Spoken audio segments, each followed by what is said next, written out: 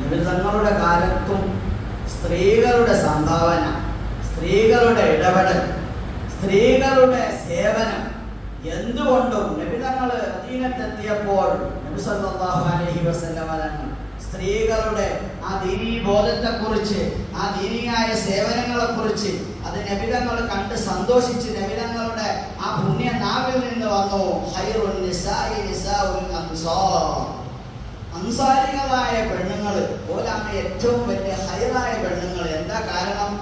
ആര് വന്നാലും സഹായിക്കുക, ആർക്കും എന്തും കൊടുക്കുക, ഏത് രീതിയിലും ഏത് നന്മയാർന്ന പ്രവർത്തനങ്ങളിലും മുൻനിരയിൽ നിൽക്കുന്ന ഒരു വലിയ സ്വഭാവത്തിന്റെ ഉടമകളായിരുന്നു അൻസാരികളായ സഹോദരിമാർ, ഉമ്മമാർ.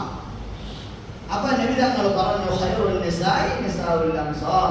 അല്ലാഹു നമ്മുടെ ഉമ്മമാർ, സഹോദരിമാര്, ഈ സദസ്സിൽ എത്തിയിട്ടുള്ളവരും അല്ലാത്തവരുമായ എല്ലാവർക്കും അല്ലാഹു ഖൈർ നൽകി അനുഗ്രഹിക്കട്ടെ.